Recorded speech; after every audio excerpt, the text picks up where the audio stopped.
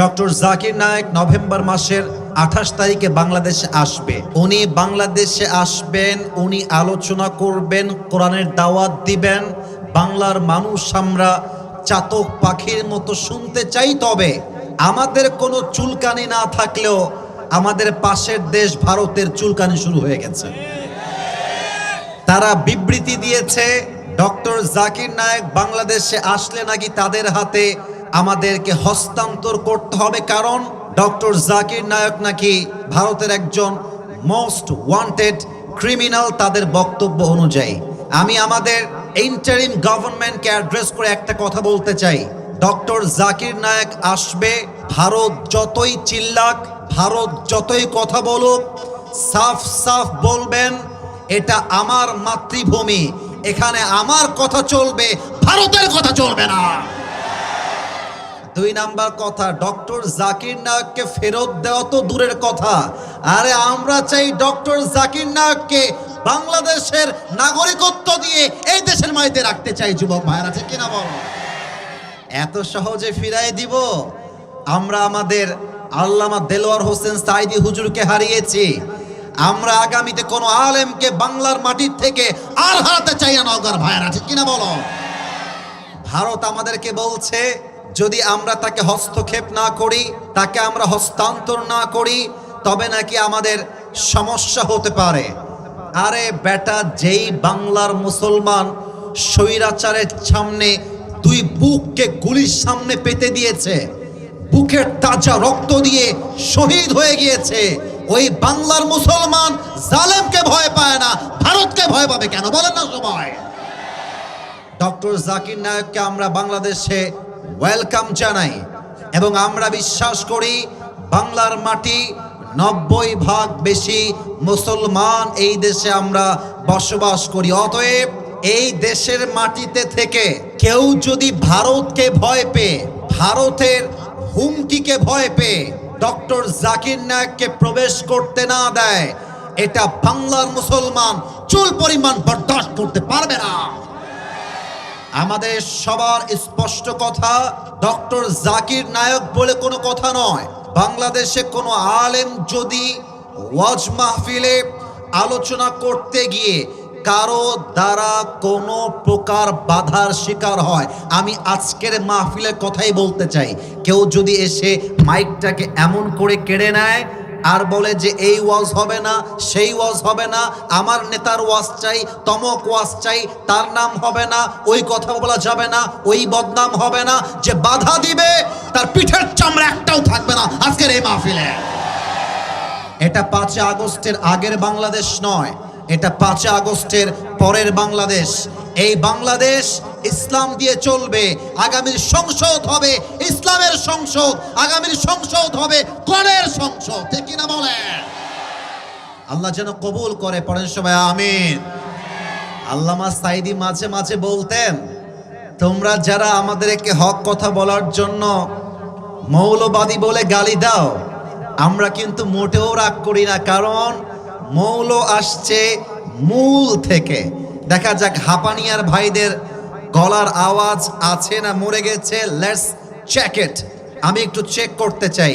আমরা এসেছি মূল থেকে। কি থেকে? দাঁড়িয়ে থাকা যুবকরা আওয়াজ তোমরা দাও নাই, I can't here your sound, আমাকে আওয়াজ দিতে হবে।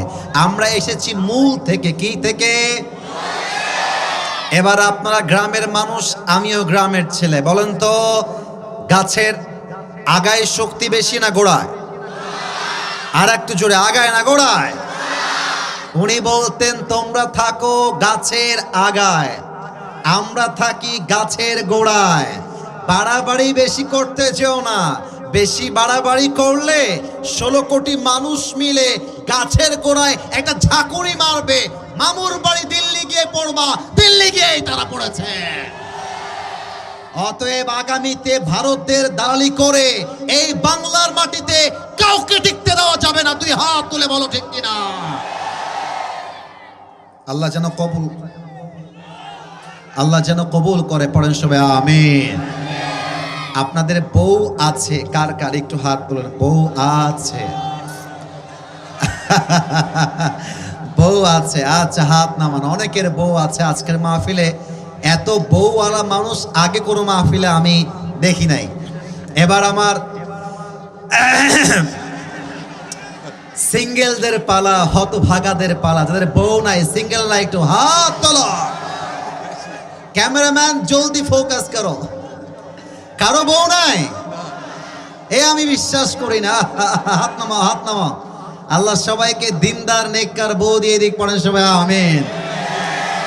আমার ওয়াজে সেই দিন আমি জয়পুরহাটে বলছিলাম, যার জীবনে বউ নাই তার জীবনে কিছুই নাই। আর শীতকালে আমাদের যুবকদের শীত দূর হবে কম্বল দিয়ে নয়, ল্যাব দিয়ে নয়, একমাত্র বউ দিয়ে শীত দূর হবে। আব্বা বোঝে না রে, আব্বা বোঝে না। আব্বা বলে যে নিজের পায়ে দাঁড়িয়ে বিয়ে করতে হবে। আর আমি বাবাদেরকে দোষ দিতে চাই না। আজকালকার বেশিরভাগ মেয়েরা এইটা ছাড়া বিয়ের পিড়িতে বসতেও চায় না। আর টাকা পেলে, সরকারি চাকরি পেলে অনেক মেয়েরা দেখবা বুইরা টাকলার সাথেও বিয়ের পিড়িতে বসে যায়। এরকম মেয়ে তো বাংলাদেশে নাই। আর নাই রে ভাই, থাকলে আল্লাহ হেদায়েত দান করে, পড়েন সবাই আমিন। মাথায় রাখবেন, আমরা নওগাঁর মানুষ, আমরা আজকে জিরো হতে পারি, বাট ওয়াক্ত हमेशा एक नहीं होता मेरे दोस्त, वक्त बदलता है। आज जो जीरो है वो कल तो हीरो भी हो सकता है। আপনি যেই চাচার কাছে বিয়ে বসলেন টাকার জন্য, আমার হাপানিয়ার যুবকরা আগামীকাল সেই বসের অফিসের বস হবে, টাকলা তার স্টাফ হয়ে কাজ করবে, ঠিক কিনা বলো? ভালো হয়ে যাও মাসুদ, ভালো হয়ে যাও। আল্লাহ আমার প্রিয় বোনদেরকে বোঝার তৌফিক দান করে, পড়েন সবাই আমিন। আমরা তাফসীরে ফিরে যাব, তবে তিনটা তাকবীর দিয়ে ফিরে যাব। প্রথম তাকবীর দিবেন আমার প্রিয় বিবাহিত ভাইয়েরা। রেকর্ড হচ্ছে, দেখতে চাই আসলেই কার গায়ের জোর কত বেশি। বিবাহিত ভাইয়েরা একটু কাশি মারেন তো, দেখা যাক কারা জিতে। এই সিঙ্গেল তোমরা চুপ থাকবা, আমার কলিজার টুকরা মুরব্বীদের পালা।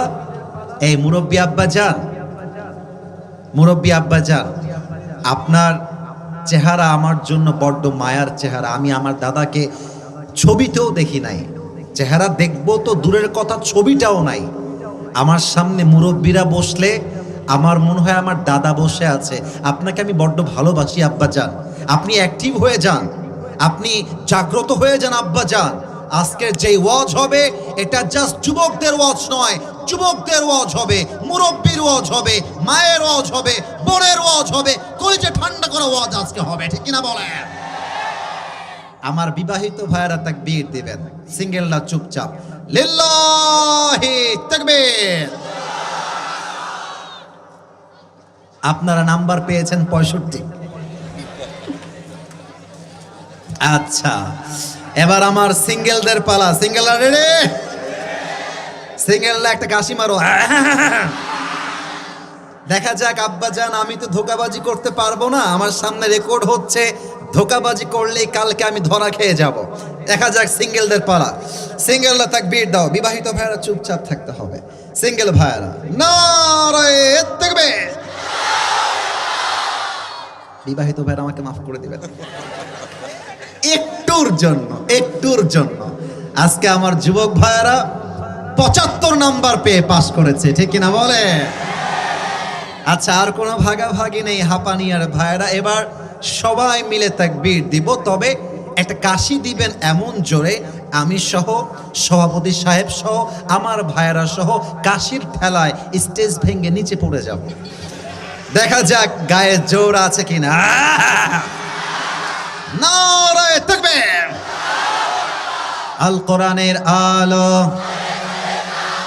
আল হাদিসের আলো,